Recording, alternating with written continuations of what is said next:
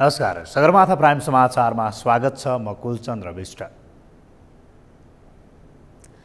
नमस्कार, म वसुधा केसी। सुरुमा प्रमुख समाचार। लोकतन्त्र प्राप्तिको 13 वर्ष पुरा, राजनीतिक अवस्था फेरिए पनि जनताको जीवनस्तर फेरिएन, शहीदका सपना अधुरै।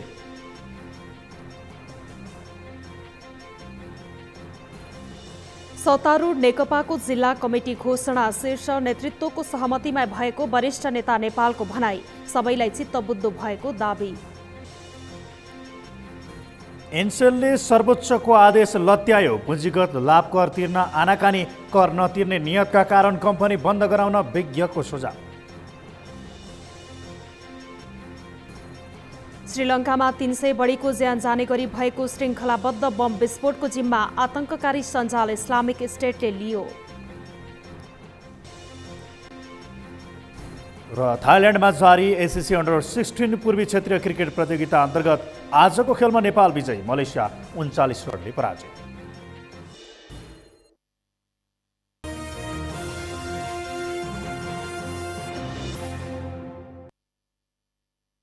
सगरमाथा प्राइम समाचार अब विस्तारमा। आज वैशाख 11 अर्थात् लोकतन्त्र दिवस तत्कालीन 7 राजनीतिक दल र नेकपा माओवादी केन्द्रबीचको 12 बुँदे सम्झौताको आधारमा जनआन्दोलन 2062-63 सफल भएको 13 वर्ष पुरा भएको छ।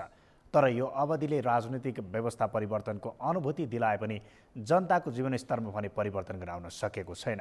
श्रीकृष्ण सुवेदीको रिपोर्ट।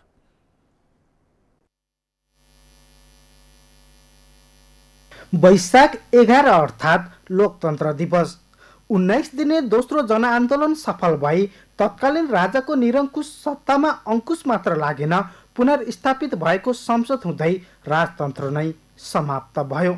2062 साल चैत 24 गते सुरु भएको जनआन्दोलन 63 साल वैशाख 11 गतेसम्म 19 दिन चल्यो।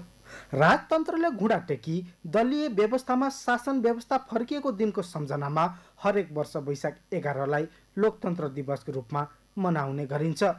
लोकतन्त्र स्थापना पछिको 13 वर्षमा राजतन्त्र विधिवत रूपमा अन्त्य भई गणतन्त्र संस्थागत भइसकेको छ। अनि संविधान सभाबाट आफ्नो संविधान आफै लेख्ने नेपाली जनताको 65% सपना पनि यही अवधिमा सार्थक बनेको छ। अर्थात् दोस्रो संविधान सभाले 2072 असोज 3 गते ऐतिहासिक संविधान जारी गर्यो। संविधान जारीपछि मुलुक समृद्धिको बाटोमा अघि बढ्ने धेरैको अपेक्षा थियो। तर यति नै बेला भारतले लगाएको नाकाबन्दी र मधेसमा भएको आन्दोलनले जनताको विकास र समृद्धिको भोक मेटाउनुको साटो मुलुक झनझन अस्थिरताबाट जड्कियो। दुईटा कुरामा चुक्यौँ भन्ने लाग्छ मलाई। एउटा, हामी संक्रमणको व्यवस्थापनलाई हामीले असाध्यै लामो समय लगायौँ, जसले गर्दा हाम्रो 7-8 वर्षै समय भनेको सानो समय होइन। हामी त्यहाँनिर एउटा गएर चुक्यौँ। दोस्रो कुरा चाहिँ 62 सालभन्दा अगाडिको नेपाल चलाउने को हो भन्दा राजनीतिक दलहरू हो। त्यो राजनीतिक दलहरूभित्रको त्यहाँको नेतृत्व, त्यहाँको सङ्गठन, त्यसको एक तरिकाको कार्यशैली थियो, एउटा थट प्रोसेस थियो, एक खालको क्षमता थियो, एक खालको सीमा थियो। त्यत्रो आन्दोलन उसको नेतृत्वमा भयो। आन्दोलन सकेपछि त नेपाल त प्रजातन्त्रको प्लेटफर्मबाट गणतन्त्रको प्लेटफर्ममा आयो। त्यो गणतन्त्र प्लेटफर्ममा आइसकेपछि त नयाँ चेतनाका साथमा नयाँ शैली चाहिन्थ्यो। सबैभन्दा ठुलो कुरा क्षमता पनि नयाँ चाहिन्थ्यो। त्यो चाहिँ पटक्कै पनि हामीले विकास गर्यौँ। संविधानले परिकल्पना गरे बमोजिम तिनै तहको चुनाव मार्फत अहिले मुलुक राजनीतिक स्थायित्वको दिशामा अग्रसर देखिएको छ। तर आर्थिक व्यवस्थापन लगायतका विषयमा अझै पनि उत्साहित भइहाल्ने अवस्था छैन। अहिले सार्वजनिक कार्यक्रममा नेताहरूले लोकतन्त्र र आर्थिक समृद्धिका कुरा गर्न छुटाउँदैनन्। तर अवस्था कस्तो छ भने लोकतन्त्र बहालीपछि पनि बालबच्चा र आफ्नो पेट भर्नकै लागि लाखौं युवा विदेशिएका छन्, गाउँ रित्तिएका छन्, भ्रष्टाचार बढ्ने र महँगीले जनताको ढाड सेकिरहेको छ। जनताले विश्वास गरेका नेताहरूको कद घटिरहेको छ। शहीद तथा घाइतेहरूको आक्रोश चुलिँदो छ। 12 बुँदे सहमतिका हस्ताक्षरकर्ता तथा 19 दिने जनआन्दोलनका अगुवाहरू पनि समीक्षा अवधिको गतिविधिमा सन्तुष्ट छैनन्। धेरै सङ्घर्षको बावजुद लोकतन्त्र स्थापना भयो। हामीले गत जुन आन्दोलनमा वैशाख 11 गते राजाले घोडा टेक्यो र के अरे हामीले आन्दोलनकारीले जे भन्यो त्यो कुराहरूलाई पुरा गर्यौँ, संसद पुनर्स्थापना गर्यौँ र जुन उद्देश्यका साथ हामीले ल्याएका थियौँ जुन गणतन्त्र लोकतन्त्र त्यो अनुसार केही त भयो तर खास उपलब्धिमूलक हुन सकेको छैन। 13 वर्षको बीचमा संयौं राजनीतिक नियुक्ति भए जसबाट विभिन्न पार्टीका हजारौं कार्यकर्ताले क्षमता भएर होस् या नभएरै पनि जागिर पाए, अपराध गरेर पनि उम्कने मौका पाए। यति मात्र होइन, ज्यान मुद्दामा मुद्दा चलेकादेखि कृत्य गरेर बढुवा भएको आरोप लागेका व्यक्तिले पनि चुनावमा टिकट पाएर मन्त्री बन्ने अवसर पाए। अर्थात् लोकतन्त्र स्थापना पछिको 13 वर्षले राजनीतिक व्यवस्था परिवर्तनको अनुभूति दिलाए पनि जनताको जीवन स्तरमा भने परिवर्तन आउन सकेको छैन। सगरमाथा टेलिभिजनका लागि क्यामेरा पर्सन सुरेन्द्र राउतका साथ श्रीकृष्ण सुवेदी, काठमाडौँ। आज लोकतन्त्र दिवस, 19 दिने दोस्रो जनआन्दोलन 2062-63 को उपलब्धि प्राप्त ऐतिहासिक दिन। 25 जना नेपालीलाई गुमाएर आएको यो दिन पीडितका लागि पीडा दिने बाहेक अरू केही गर्न सकेको छैन। त्यसमा पनि सरकारले यो दिनको महत्त्वलाई उपहास गरेको हो कि भन्ने आवाज पनि सुनिन थालेका छन्। शान्ता लम्सालको रिपोर्ट। निरङ्कुश राजतन्त्रको विरोधमा आम नेपाली सडकमा उत्रिएर गरेको आन्दोलनले सफलता प्राप्त गरेको दिन वैशाख 11 नेपालीहरूले लोकतन्त्र दिवसका रूपमा मनाउने गरेका छन्। 2062 चैत 24 गते 2063 वैशाख 11 सम्म चलेको 19 दिने आन्दोलनले 25 जना नेपाली वीरङ्गनालाई गुमायो। हजारौं नेपाली घाइते भए। भोलिको सुखद दिनका लागि लडेको 12 वर्ष पूरा भए पनि शहीद आन्दोलनले अन्ततः लोकतन्त्र ल्याउन त सफल भयो, तर लोकतन्त्र आएको 13 वर्ष बित्दा शहीदले देखेको सपना पूरा हुन सकेको छैन। देशमा लोकतन्त्र स्थापना भइसकेपछि आम मानिसले खासमा केही पाएका छैनन्। अब सामान्यतः बोल्ने, सङ्गठन खोल्ने, पार्टीहरू खोल्ने स्वतन्त्रता भए पनि मान्छेको दैनिकी जीवन झन् कष्टकर भएको छ। रोजगारको व्यवस्था छैन, अब भ्रष्टाचार उस्तै छ।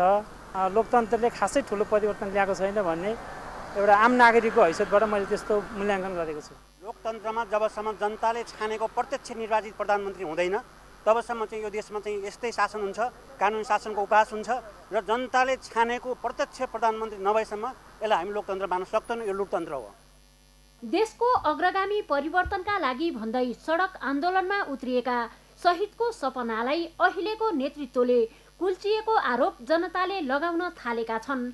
ज्यानको बलिदान दिएर देशको परिवर्तनको मुहार हेर्ने सपना बोकेका शहीदको सपना त पूरा हुन सकेन। उनीहरूका नाममा बनाएका स्मारक पनि धुलोले टिठ लाग्दा देखिएका छन्। देशका लागि आफ्नो सन्तान गुमेको भन्दै मन बहलाएका शहीदका परिवार पनि यति बेला भावविह्वल बन्न थालेका छन्।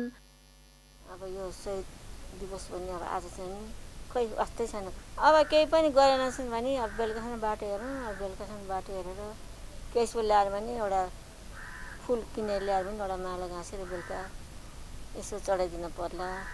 राष्ट्रले खोइ सम्झेको जस्तो त लाग्दैन मलाई। राष्ट्रले सम्झे भए त आजको दिनमा यहाँ यस्तो दिन हुन्थ्यो, भएन। आम नेपालीको अधिकार रक्षाका लागि बुबा गुमाए पनि नेपालीले लोकतन्त्रको अनुभूति गर्न नसकेको र देशमा बढ्दै गएको अनियमितता र भ्रष्टाचारका कारण आफूलाई धेरै दुःख लागेको प्रधुम्नका छोराको भनाइ छ। देशका लागि बलिदान दिनेलाई बिर्सने राज्यबाट धेरै अपेक्षा गर्न सक्ने आधार नै नभएको शहीदका परिवारको भनाइ छ। सरकारले अलिकति यसको संरक्षण चाहिँ गर्नुपर्ने हो शालिगको है। अहिलेसम्म त खै केही देखेको छैन है अहिलेसम्म चाहिँ। तर जस अलिकति दुःख लाग्छ। अब आफ्नो जन्मदिने बुवालाई घुमाउनु पर्दाखेरि है। तर जसको लागि अब हाम्रो ड्याडीले अब जुन चाहिँ बलिदान दिनुभयो आफ्नो, त्यो चाहिँ अलिकति उ भयो, दुःख लाग्छ। त्यो देखेर दुःख लाग्छ। देशको कन्डिसन हेरेर दुःख लाग्छ। देशको परिवर्तनका लागि ज्यान गुमाउने शहीद राष्ट्रका लागि अमूल्य निधि हुन्। शहीदको उचित सम्मान हुनुपर्छ। लोकतन्त्र प्राप्तिका लागि जीवन आहुति दिने शहीदलाई भुल्नु शहीदको अपमान मात्र होइन, आम नेपालीको मनोभावनामा पनि ठूलो चोट पुर्याउनु हो। यसतर्फ सरकार सचेत बन्नुपर्छ। सगरमाथा टेलिभिजनका लागि क्यामेरामा आर्यन खड्काका साथ शान्ता लम्साल, काठमाडौँ। यसै सन्दर्भमा आज हामीले सगरमाथा जनबोलीमा सर्वसाधारणलाई सोधेका थियौँ, लोकतन्त्र आएपछिको उपलब्धिलाई कसरी लिनुहुन्छ? हेरौँ सर्वसाधारणको प्रतिक्रिया उनीहरूकै शैलीमा।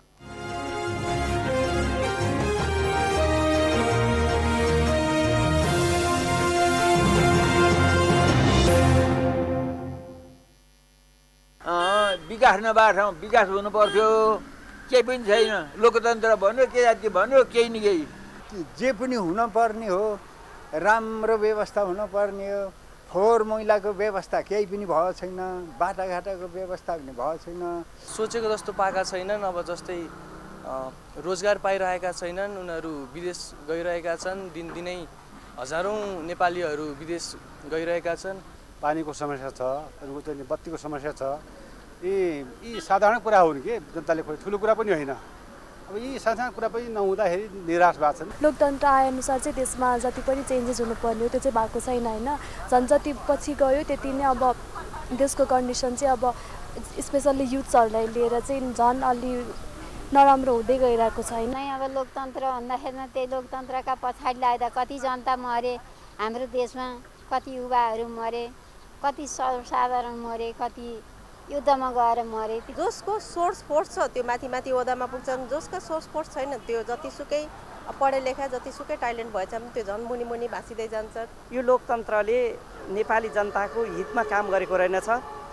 आम जनताहरू जो पहिला शोषित थिए अहिले पनि शोषित छन्। लोकतन्त्र आएर जनताले चाहिँ खासै केही जनताको लागि चाहिँ केही उपलब्धि भएको जस्तो लागेको छैन मलाई। सोचे जस्तो राजनीतिक उपलब्धि त भयो होला, देशले संहिता पनि पायो, तर त्यो चाहिँ कार्यान्वयन पनि भएको छ। तर त्यसको प्रतिफल हामीलाई त अल्टिमेटली रिजल्ट चाहिने हो। रिजल्ट चाहिँ के आएको छ भन्दाखेरि त्यसको त्यो महसुस हुने गरी रिजल्ट चाहियो क्या। यसो विचार गर्दाखेरि अहिले लोकतन्त्र होइन पूर्ण असफल तन्त्रतिर गइसक्यो। देशमा लोकतन्त्र आए पछाडि चाहिँ अब मानसिक रूपमा चाहिँ जनताहरू उत्साहितै हुन् र आश चाहिँ निकै नै गरेका हुन्। तर त्यो सोचे अनुरूपको परिवर्तन र त्यो राहत महसुस चाहिँ भएकै छैन पक्कै पनि। केही मात्रामा त जनताहरूले आफ्ना हक अधिकारको उपयोग गर्न पाएका छन्, वाक स्वतन्त्रताहरू भएको छ होइन। अनि त्यसपछि अलिकति नागरिकहरूमा जागरुकता बढेको छ। त्यसपछि अरू त अब अलिकति हुन्छ नि जनताहरूमा चाहिँ अलिकति त्यो डिससेटिस्फ्याक्सन त्यो पनि देखिएको छ। प्रत्यक्ष जनताले प्रत्याभूत गर्ने गरेर त्यो खालको परिवर्तन चाहिँ देखिएको छैन। अब आशावादी छौँ पक्कै पनि अब केही होला। कसैले स्वतन्त्रता पाएका छन्, कसैले पाएका छैनन्। सबैले स्वतन्त्रता पाएका छन् भन्ने छैन होइन। यस जनबोलीका प्रायोजक हो आफ्नो विश्वास हो त्रिशक्ति सिमेन्ट। नेपाल कम्युनिस्ट पार्टी नेकपाका वरिष्ठ नेता माधव कुमार नेपालले जिल्ला कमिटी घोषणा शीर्ष नेतृत्व बीचको सहमतिमै गरिएको बताउनु भएको छ। मदन भण्डारी स्मृति वाटिका स्थापना दिवसको अवसरमा आज काठमाडौँको तीनकुनेमा आयोजित कार्यक्रममा वरिष्ठ नेता नेपालले जिल्ला कमिटी नेतृत्व सबैलाई चित्त बुझाउने गरी बनाइएको र त्यसमा आफू सन्तुष्ट रहेको धारणा राख्नुभयो। त्यस्तै नेपालले मदन भण्डारीको योगदानका कारण मुलुकमा कम्युनिस्ट पार्टी स्थापित भएको स्मरण गराउनु भयो। कम्युनिस्टहरू अधिनायकवादी हुन् भनिएका बेला जनताको बहुदलीय जनवादको अवधारणा ल्याएर भण्डारीले त्यसको दीर्घकालीन प्रतिवाद गर्नुभएको उहाँले बताउनु भयो। अग्रणी योद्धा हुनुहुन्थ्यो र लोकतान्त्रिक आन्दोलनका अगुवा हुनुहुन्थ्यो। नेपाली समाजको परिवर्तन रूपान्तरणको उहाँ प्रवक्ता हुनुहुन्थ्यो। मदन भण्डारी स्मृति वाटिका काठमाडौँ विकास प्राधिकरणको सहकार्यमा निर्माण गरिएको हो।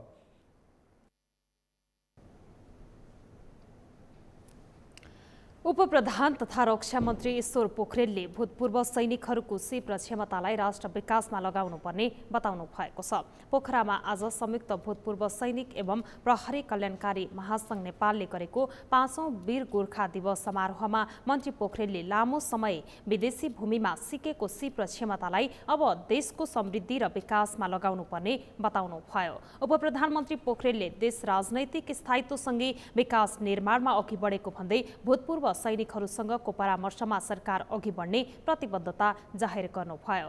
नेपाली सैनिकहरूलाई विदेशी सेनामा भर्ना लिने कार्य आजका दिनदेखि सुरु भएकाले यसलाई भूतपूर्व सैनिकहरूले गोर्खा दिवसको रूपमा मनाउँदै आएका छन्।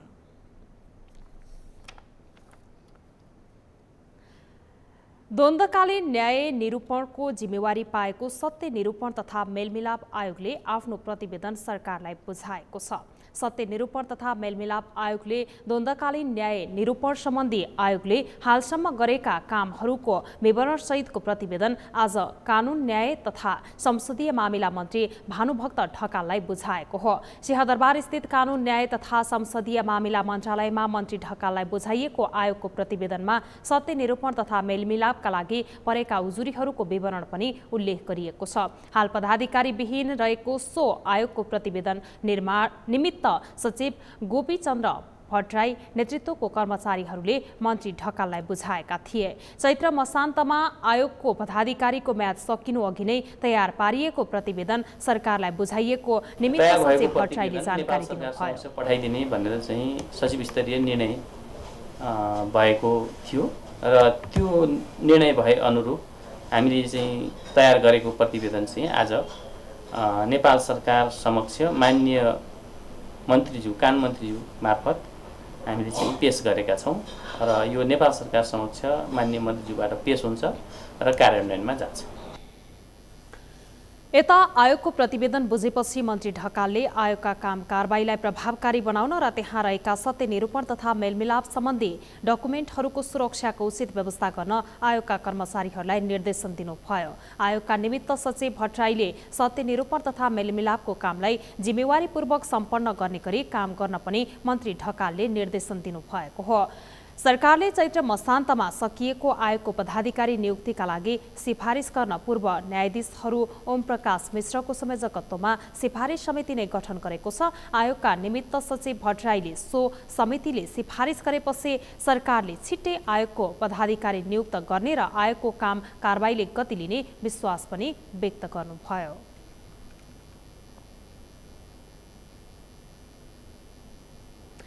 राष्ट्रपति विद्यादेवी भण्डारी आफ्ना चिनिया समकक्षी सी जिङपिङको निमन्त्रणामा चीनको राजकीय भ्रमणका लागि त्यसतर्फ प्रस्थान गर्नुभएको छ।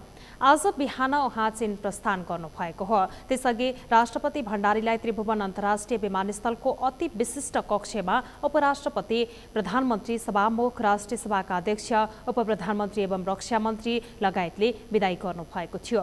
भ्रमणका क्रममा राष्ट्रपति बेइजिङमा हुने दोस्रो Belt and Road Forum for International कोअपरेसनमा सहभागी हुनुहुनेछ। साथै राष्ट्रपति भण्डारीले उक्त फोरमलाई सम्बोधन गर्ने कार्यक्रम रहेको परराष्ट्र मन्त्रालयले जनाएको छ। भ्रमणको अवसरमा नेपाल र चीनका राष्ट्रपति बीच प्रतिनिधि मण्डल स्तरीय द्विपक्षीय वार्ता हुनेछ। वार्तापछि पारस्परिक सहयोग सम्बन्धी समझदारी पत्रमा हस्ताक्षर हुनेछ। राष्ट्रपति भण्डारीले वरिष्ठ चिनिया अधिकारीसँग बेग्ला बेग्लै भेटवार्ता गर्ने कार्यक्रम रहेको परराष्ट्र मन्त्रालयले जनाएको छ। बेइजिङ प्रस्थान गर्ने क्रममा राष्ट्रपतिले सान्सी प्रान्तको राजधानी सियानको भ्रमण गर्नुहुनेछ भने स्वदेश फर्कदा चीनको स्वशासित क्षेत्रको राजधानी लासाको भ्रमण गर्नुहुनेछ। उहाँले ती दुवै प्रान्तका राजनैतिक नेताहरूसँग भेटवार्ता समेत गर्नुहुनेछ। राष्ट्रपति भण्डारीका साथ परराष्ट्र मन्त्री प्रदीप कुमार ग्यावाली, प्रदेश नम्बर 3 का मुख्यमन्त्री डोरमणि पौडेल, संघीय संसदका सदस्य, नेपाल सरकारका उच्च अधिकारी, चीनका लागि नेपाली राजदूत, निजी क्षेत्रका प्रतिनिधि र सञ्चारकर्मी समेत रहेका छन्। राष्ट्रपति भण्डारी यही वैशाख 19 गते स्वदेश फर्कने कार्यक्रम छ। नेपाली कांग्रेसका सभापति शेरबहादुर देउवाले दिवंगत पार्टीका नेता एवं पूर्व मन्त्री रामकृष्ण ताम्राकारलाई अन्तिम श्रद्धाञ्जली व्यक्त गर्नुभएको छ। सभापति देउवाले आज बिहान पार्टी केन्द्रीय कार्यालय सानेपामा राखिएको दिवंगत नेता ताम्राकारलाई अन्तिम श्रद्धाञ्जली व्यक्त गर्नुभएको हो। त्यस अवसरमा उहाँले पार्टीको झण्डा ओढाएर नेता ताम्राकारको सम्मान पनि गर्नुभएको थियो। त्यसैगरी कांग्रेस वरिष्ठ नेता रामचन्द्र पौडेल, महामन्त्री डाक्टर शशाङ्क कोइराला, नेता कृष्ण प्रसाद सिटौला लगायतका नेता कार्यकर्ताले पनि दिवंगत नेता ताम्राकार प्रति श्रद्धाञ्जली व्यक्त गर्नुभएको थियो। नेपाली कांग्रेसका पूर्व कोषाध्यक्ष समेत रहनुभएका पूर्व मन्त्री ताम्राकारको निधनप्रति गहिरो शोक व्यक्त गर्दै नेपाली कांग्रेसले आजबाट सुरु गर्न लागेको राष्ट्रिय जागरण अभियान पनि 2 हप्ता पछि सारेको छ। रूपन्देहीको सिद्धार्थ नगर भैरवा निवासी ताम्राकार 2048 साल र 2056 सालमा रूपन्देही जिल्लाको क्षेत्र नम्बर 2 बाट प्रतिनिधि सभामा निर्वाचित हुनुभएको थियो। गिरिजाप्रसाद कोइरालाको विश्वास पात्रको रूपमा चिनिनु भएका दिवंगत नेता ताम्राकार स्वास्थ्य र उद्योग मन्त्री समेत बन्नु भएको थियो। विगत विगत 2 वर्षदेखि क्यान्सर रोगले पीडित उहाँको मङ्गलबार ललितपुर स्थित अल्का अस्पतालमा उपचारको क्रममा निधन भएको हो।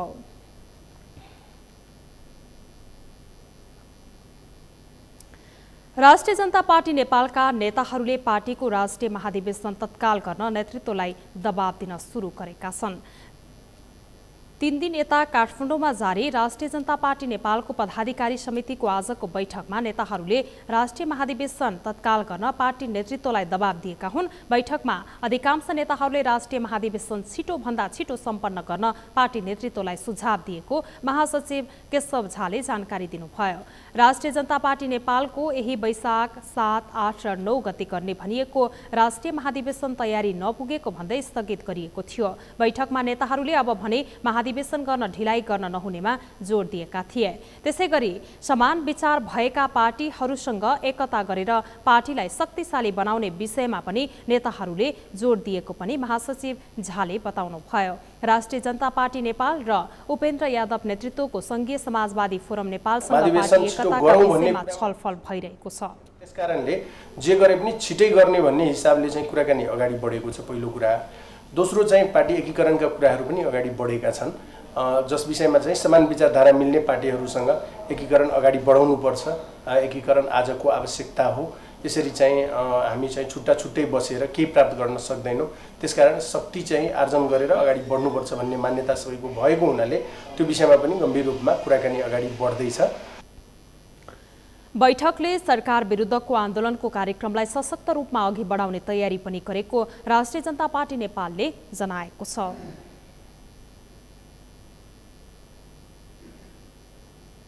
समाचारमा अब एकैछिन विश्रामपछि एनसेलले सर्वोच्चताको आदेश लत्यायो। पुँजीगत लाभ कर तिर्न आनाकानी कर नतिर्ने नियतका कारण कम्पनी बन्द गराउन विज्ञको सुझाव। स्याउ बोक्ने कन्टेनरमा चीनको केरुङ हुँदै नेपाल ल्याउन लागेको 7 किलो अवैध सुनसहित 1 जना पक्राउ। थप अनुसन्धान भइरहेको प्रहरीको भनाई। र डडेलधुराको गन्नेपाधुरा गाउँपालिका 1 को साउखर्क नजिकै बस दुर्घटना 5 जनाको मृत्यु, 28 जना घाइते।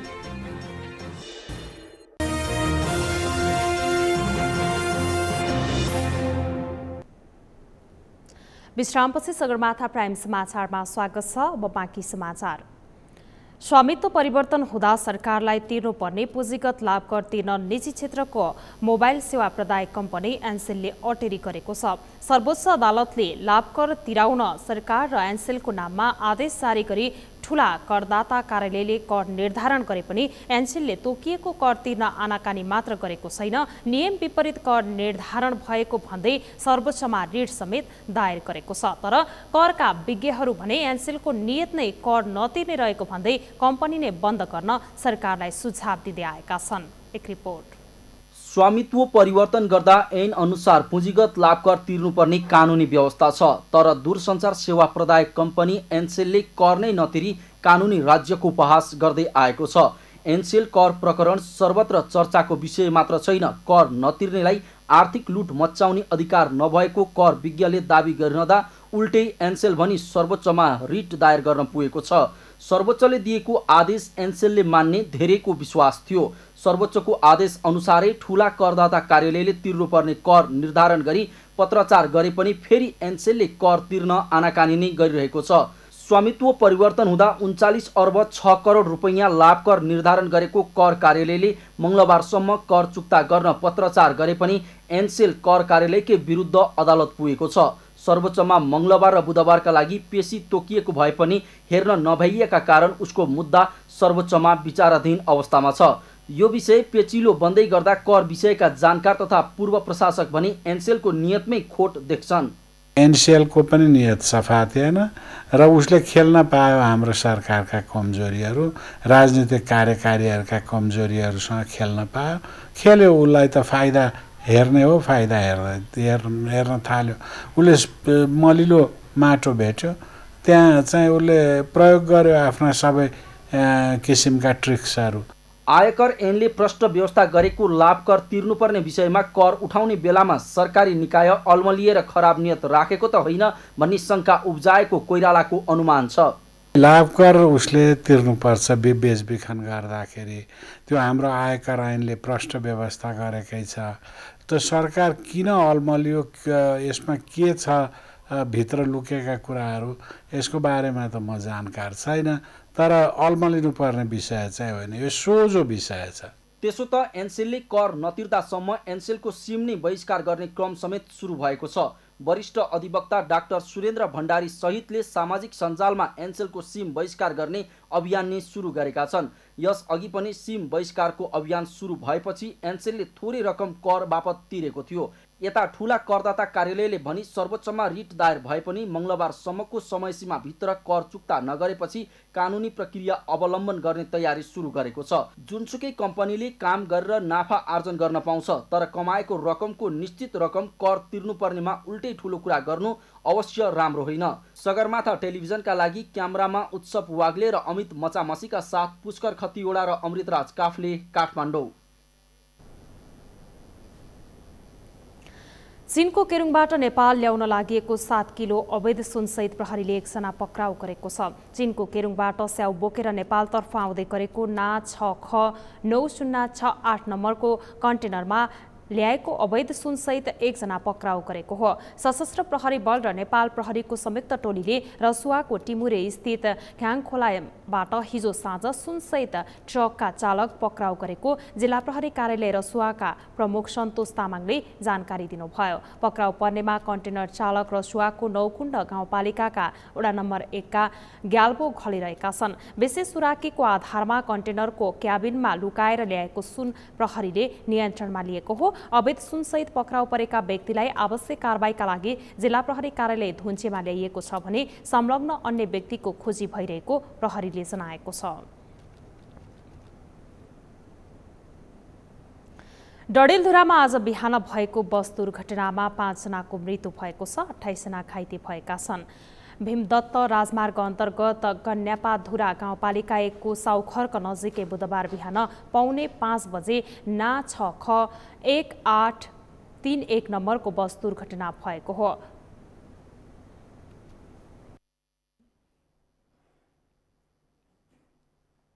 अहिले त्रिभुवन अन्तर्राष्ट्रिय विमानस्थलमा हरेक राति 10 देखि बिहान 8 बजेसम्म उडान सेवा बन्द गरेर धमाधम काम भइरहेको छ।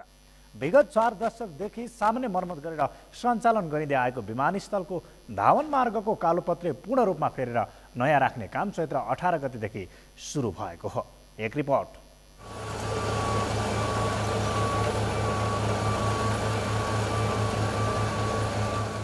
त्रिभुवन अन्तर्राष्ट्रिय विमानस्थलको रनवेमा मध्यराति देखिएको दृश्य हो यो। अहिले दैनिक 10 घण्टा उडान सेवा बन्द गरेर विमानस्थलको रनवे मर्मतको काम गरिँदैछ। राति ठिक 10 बजेबाट रनवेमा मर्मतका उपकरणहरू दौडन थाल्छन्।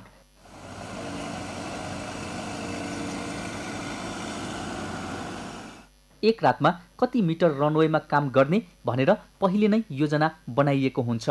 त्यही योजना अनुसार जनशक्ति र उपकरण प्रयोग गरेर काम गरिन्छ। मेसिनले 3 चरणमा 10-10 सेन्टिमिटरका दरले रनवे उक्काउँछ। त्यसबाट निस्किएको पुरानो पिच र माटो सिधै ट्रिपरमा लोड गरिन्छ अनि पुनः रनवे पिच गरिन्छ।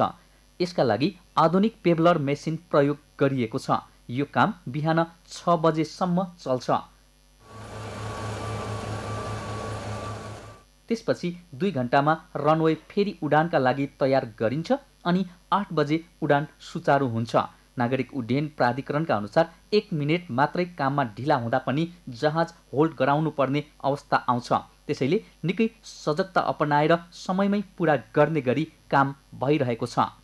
तपाईले देखिरहनु भएको छ, अहिले हामी यो काम निरन्तर भइरहेको अवस्था छ र हाम्रो लक्ष्य अनुसार जुन भित्रै हामी यो रनवे पुरै रिहाबिलिटेसन गर्न सक्छौँ।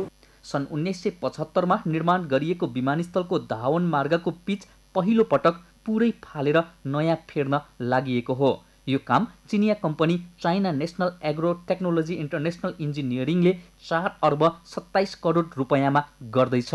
अन्तर्राष्ट्रिय विमानस्थल हवाई क्षमता अभिवृद्धि तथा विस्तार परियोजनाका अनुसार चैत 18 गतेबाट सुरु भएको यो काम बढीमा 90 दिनभित्र सकाउने लक्ष्य छ।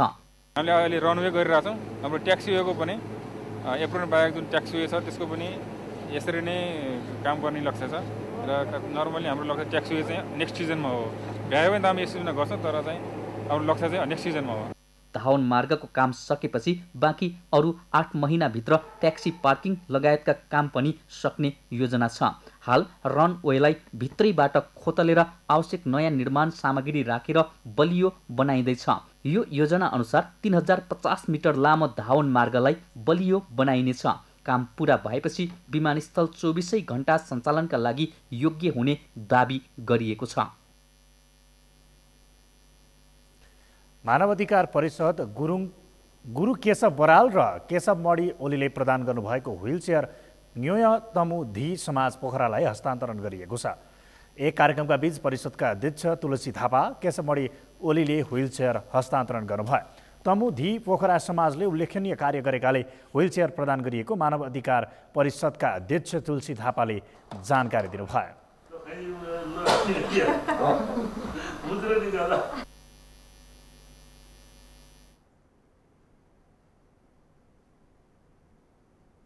सगरमाथा प्राइम समाचारमा पुनः एकैछिन विश्रामपछि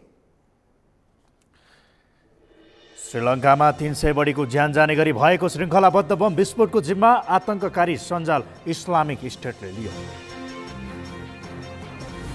र थाइल्यान्डमा जारी एसिसी अन्डर-16 पूर्वी क्षेत्रीय क्रिकेट प्रतियोगिता अन्तर्गत आजको खेलमा नेपाल विजयी, मलेसिया 39 रनले पराजित।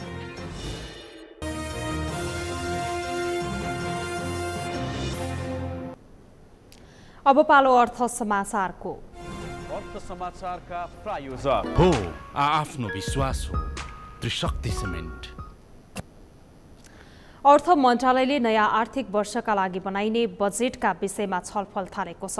अर्थ मन्त्रालयलाई दिइने सुझावका विषयमा नेपाल राष्ट्र बैंकले आज सरोकारवाला निकायसँग छलफल गरेको छ। छलफलमा निजी क्षेत्रको माग आर्थिक वृद्धि दर हासिल गर्ने योजना समेट्न सुझाव दिएको छ। अमृतराज काफ्लेको रिपोर्ट।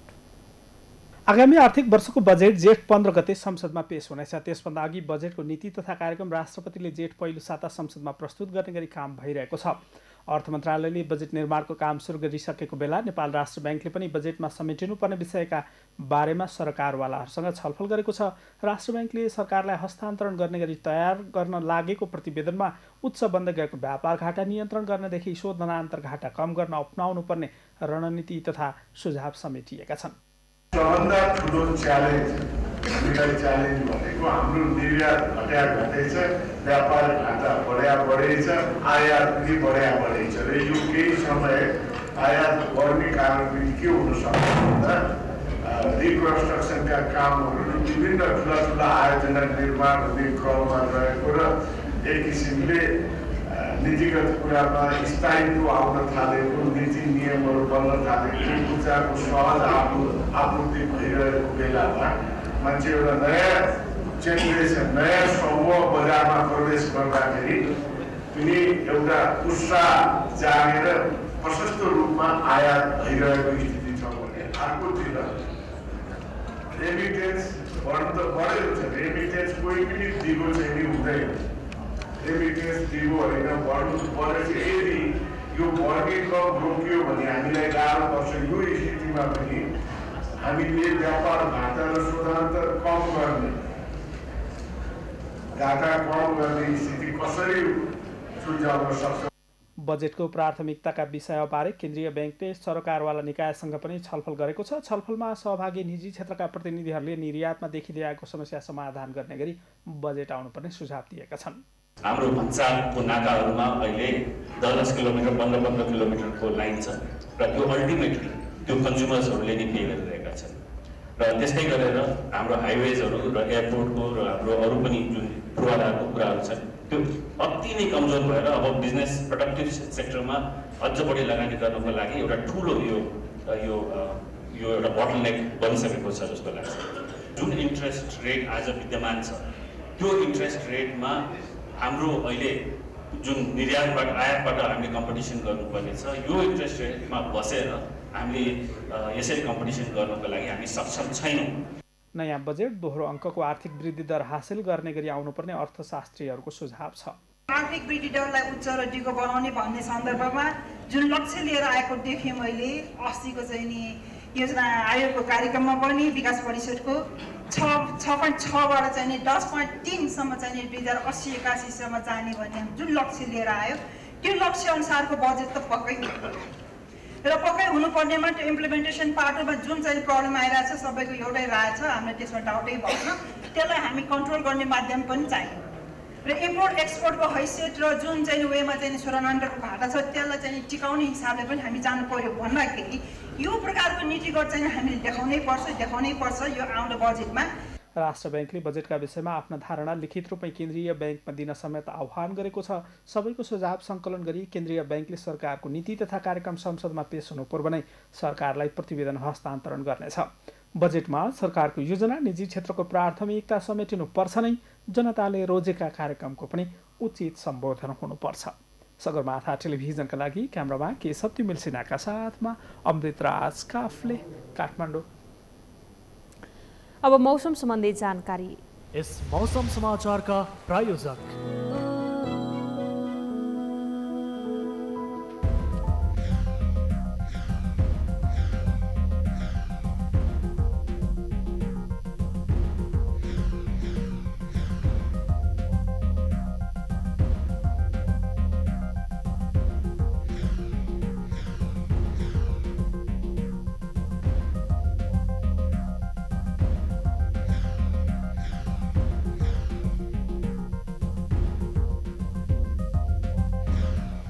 इस मौसम समाचार का प्रायोजक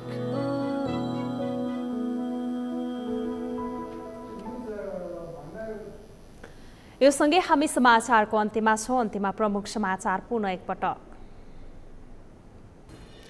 लोकतन्त्र प्राप्तिको 13 वर्ष पुरा, राजनीतिक अवस्था फेरिए पनि जनताको जीवनस्तर फेरिएन, शहीदका सपना अधुरै। सत्तारूढ नेकपाको जिल्ला कमिटी घोषणा, शीर्ष नेतृत्वको सहमतिमै भएको वरिष्ठ नेता नेपालको भनाई, सबैलाई चित्त बुद्धो भएको दाबी। एनसेलले सर्वोच्चको आदेश लत्यायो, पुँजीगत लाभ कर तिर्न आनाकानी, कर नतिर्ने नियतका कारण कम्पनी बन्द गराउन विज्ञको सुझाव। श्रीलङ्कामा 300 बढीको ज्यान जाने गरी भएको श्रृङ्खलाबद्ध बम विस्फोटको जिम्मा आतंककारी सञ्जाल इस्लामिक स्टेटले लियो। र थाइल्यान्डमा जारी एसिसी अन्डर 16 पूर्वी क्षेत्रीय क्रिकेट प्रतियोगिता अन्तर्गत आजको खेलमा नेपाल विजय, मलेसिया 39 रनले पराजित।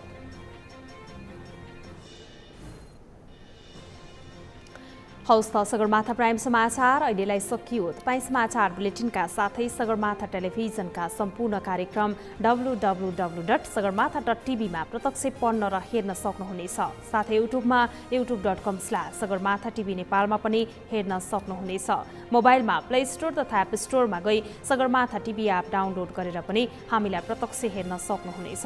साथै तपाईँ हामीलाई फेसबुकमा facebook.com/stv नेपालमा फलो गर्न सक्नुहुनेछ। समाचारको शिखर, नेपालको गौरव, नेपालको पहिलो न्युज च्यानल सगरमाथा टेलिभिजन हेर्दै गर्नुहोला। नमस्कार।